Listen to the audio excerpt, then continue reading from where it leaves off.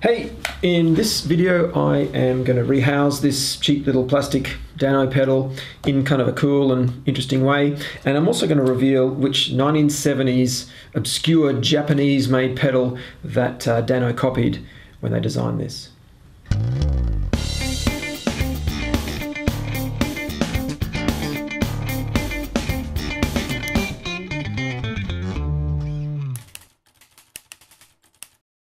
The last pedal I want to cover today is an enigma, a mystery. So the other day I was watching the JHS channel, as you do, and they had an old episode all about the Fab range of these plastic budget pedals that Danelectro brought out in 2005. In the video, Josh Scott goes through the various pedals from the range and talks about what circuits that Dano have copied to create the various products. He even kind of A/Bs a few of the originals from with some original pedals from his amazing collection. It's actually a pretty cool episode, so check it out. I'll put a link in the description. Anyway, the last pedal he talks about is this little red guy, the Fab Distortion, and I've had one of these for ages. It's actually a great sounding pedal, even if the pedal itself is kind of plastic and cheap and nasty. So I was kind of interested to see what Josh would say about it. Personally, I've also been wondering what the circuit was it was based on as well. Unfortunately, though, he didn't know. In the video, he reads through the original Dano blurb, which sort of talks about this mysterious small Japanese company and their pedal from the late 70s that had just been reissued in the early 2000s. Then he kind of just sort of guesses at a few pedals and companies and stuff. But yeah, unfortunately, like me, he didn't know. So I dusted mine off, I pulled it apart. It actually wasn't that hard to write out the circuit. And once I'd done that, well, I spent at least a few hours going through all of the sort of drive and fuzz circuits I've collected over the years. I've got hundreds of them, and I actually couldn't find anything that was really close to this Dano distortion. So after that, I jumped online, I asked around on a few forums and user groups, and finally, after a lot of sort of messing around, I finally actually found a match for the circuit. And here it is. It's this guy, the Maxon DS830 Distortion Master. This is actually a reissue, the one that Dano were talking about from the early 2000s. I bought one the other day. I kind of got lucky on eBay. It was actually pretty cheap. I've got no idea really what the original pedal from the 70s actually looked like, because I can't actually find a reference to it, let alone a photograph of it online. So if you do have a link, throw it in the comments. I'd actually really love to see it. I mean, I assume it looks much the same, but I'm not even sure just how faithful the circuit in this is to the original. I did find a circuit online for the DS830, but even that is not actually 100% accurate to this pedal. So there you go, JHS, mystery solved. Trust me, you're never going to know where this came from, what it is. I don't know, and because I don't know, you're not allowed to know. This pedal is a quality build. It's all high quality parts. It's very well put together. It's a pretty impressive product actually for something that's over 20 years old.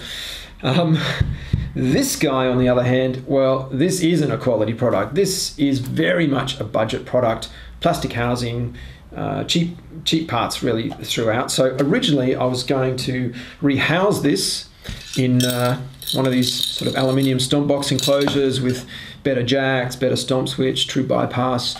But well, now I've got this one. There's kind of no point to that. So what I think I'll do instead is I'll still rehouse it, but I think I'm going to do something kind of, I think I'll get a bit creative with the enclosure. Plus I've got a couple of mods in mind as well. So, but before I do that, I think we should have a listen to them.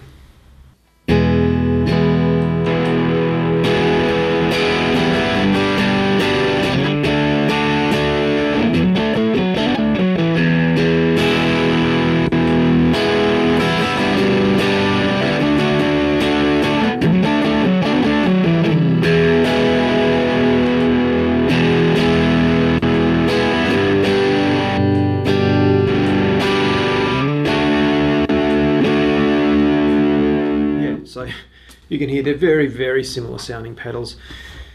The Dano is not actually a clone of the Maxon though. It's what I'd call a copy, to be honest. There are some part substitutions going on in here.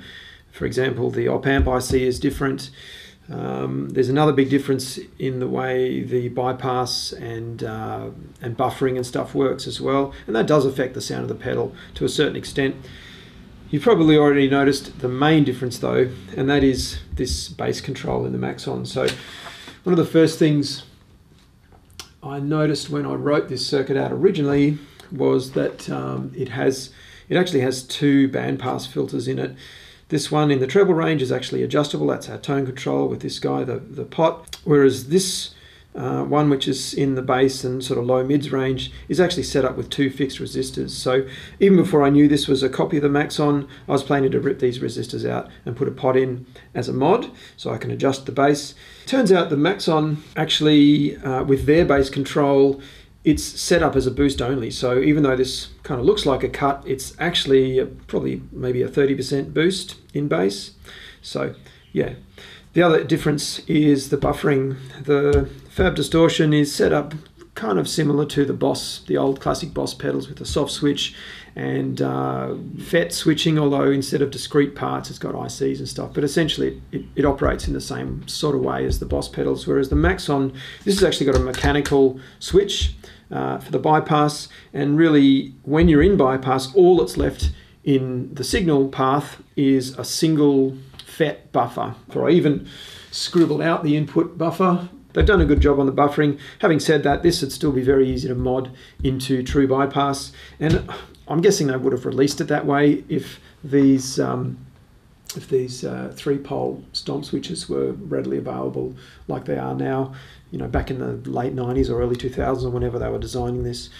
So I guess the next thing I'm going to do is pull this apart and we'll have a look. So that's the shielding piece of paper.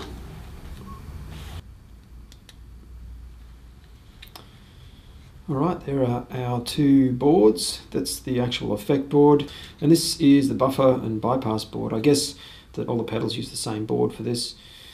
You might think that where you press down on this, well, there'd be a switch mounted underneath like most pedals, but actually it operates this kind of plastic lever arrangement. And then there's this beam across here, and that's actually what presses down on this tiny little switch. It's a pretty feeble little switch, but hey, I mean, this is a budget pedal, so I shouldn't complain. So I found a bunch of these old lolly tins on the nature strip. Check it out, Clint's Crazy Bargains, $2. That is a bargain. And they're all, well, I guess they're about 20, 25 years old. They've all got this kind of cool patina to them. I've decided to use this one just because, well, the colour is kind of similar to the original, but also because I just like this half and half red and black design, and I've got some knobs that I think are going to look pretty cool. Check it out, the green point. I assume that means recycling in German, so well, that's what I'm doing, I guess. I think the first thing I have to do though is think about some kind of, just making some simple internal structure. I think if I just mounted a stomp switch on here, this tin would probably collapse after a while. It's only thin sort of material, so I think that's the first thing I do. I've got this piece of kind of aluminium angle that again was just being thrown out, so I'll use that as well. Bit more recycling, I guess.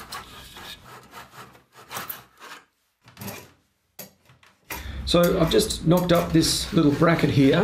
It's a piece of scrap timber and a piece of that scrap aluminium angle. I've also drilled a big hole through there so I can feed the wires through to the stomp switch as well. I ended up gluing this to the lid, and I did that by drilling a pilot hole in the lid and also one in the bracket, and then lining them up with a little bolt. And the bolt also helped to squeeze them together while the epoxy was curing, but it meant I could actually get it just in exactly the right spot so that the back fits on perfectly. I guess the next step is to remount this hole to the size for the stomp switch. I'm a lot more confident that the box can handle being stomped on now that the bracket's in place. And I'll also put a couple of self-tappers or something in the back to hold the whole thing together. Then what I have to do is drill the holes for the pots and also the jacks.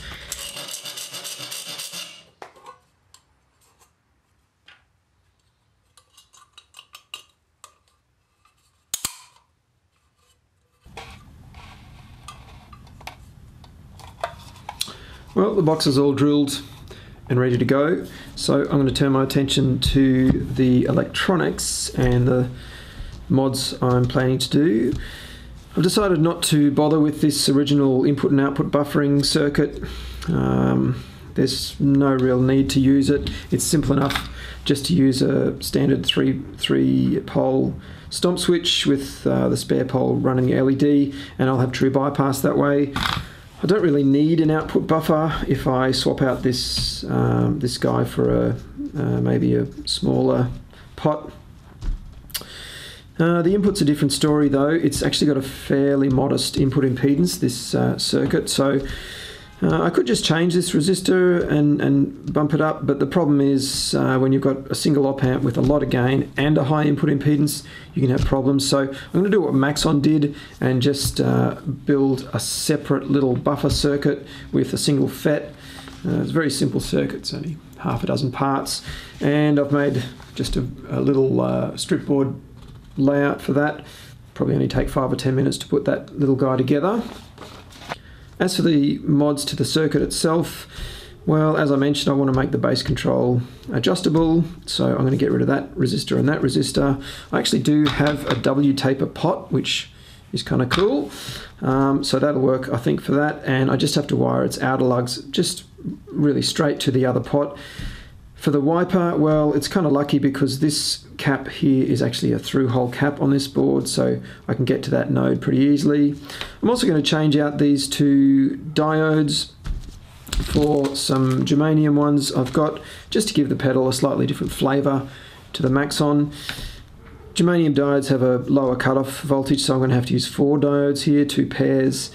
And once again, I'm kind of lucky here because this cap here is a through-hole, so I can get to that node pretty easily, and the other side is earth, so it's a piece of cake. So I'm going to get on and get the mods done.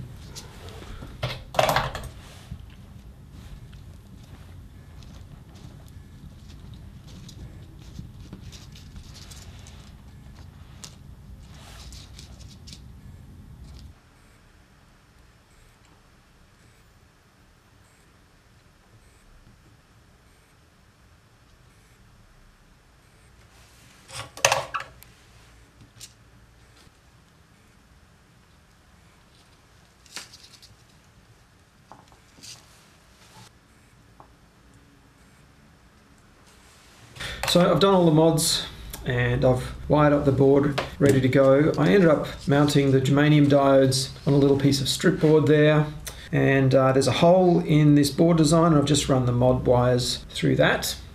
I've also run a wire for 9 volt and a voltage reference or bias voltage wire as well to power up this little guy. This is my input buffer, tiny little thing, just half a dozen components. That really took about 10 minutes to put together.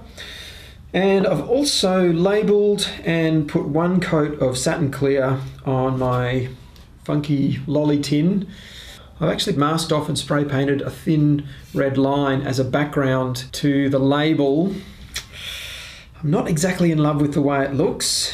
I really just dusted on 2 coats, but it's sort of dried a little bit more opaque than I expected. The colour is a little bit off too, it's kind of orange, so I don't know. It does look a bit better when I mocked it up with the knobs and the switch. And I think with a couple more coats of satin clear it's going to look slightly better as well, but I don't know. I might even just mask off each word and then rub back the red paint just so that it's like a subtle background to each word. Yeah, I think that's what I'll do.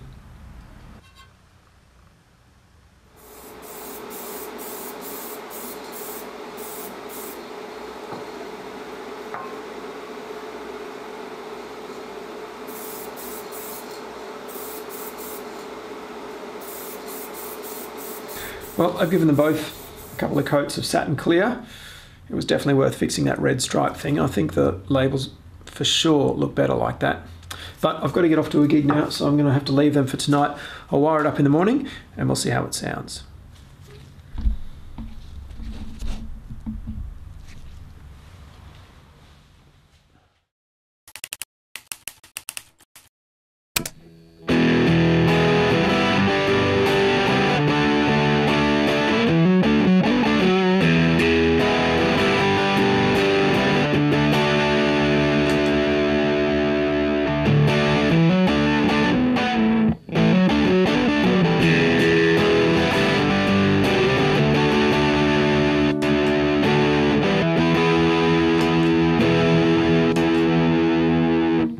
Yeah, well, unlike my guitar playing, this actually works pretty well. The stomp switch is nice and solid with that piece of aluminium and the chunk of timber I chucked in there. I also used that aluminium bracket as a mounting place for the circuit boards. I just put them in heat shrink and then used double-sided tape to place them. I've actually done that with loads of one-offs and prototype sort of builds over the years. It works pretty well.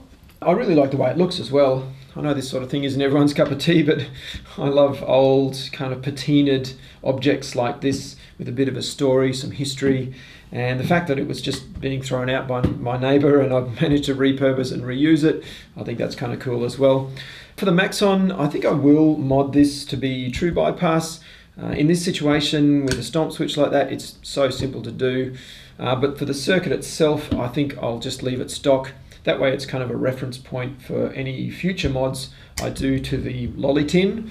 My bass control set up as cut and boost, it's kind of useless to be honest. I can see why Maxon have theirs as a boost only.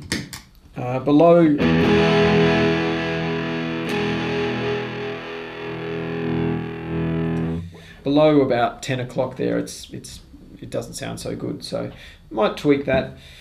The treble control in this circuit is, well, when you boost it, it gets pretty nasty. It is it's more like kind of low treble and a lot of upper mids.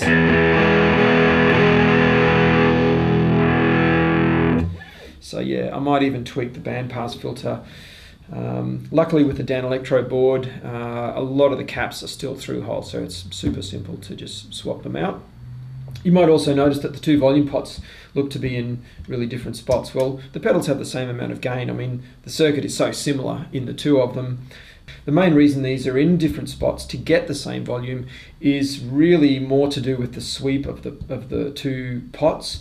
The Maxon has a large value, I think it's 100k linear pot, and it's buffered, whereas I've used a small value, is it 10k audio taper that's not buffered. Although in this situation it is actually buffered by the input impedance of the Maxon, but anyway, it gets confusing. But it just means the actual way the volume changes through the sweep of the control is a little bit different. So there you go, that was a fun build. Had a few challenges, but I'm really happy with it. I think it looks cool, sounds pretty good too, and there's room for a few more mods, which is always a good thing. So I hope you enjoyed the video. If you did, please like and subscribe. Also hit the bell. It's a huge help for small channels like myself. So thanks for watching, and I'll see you in the next one.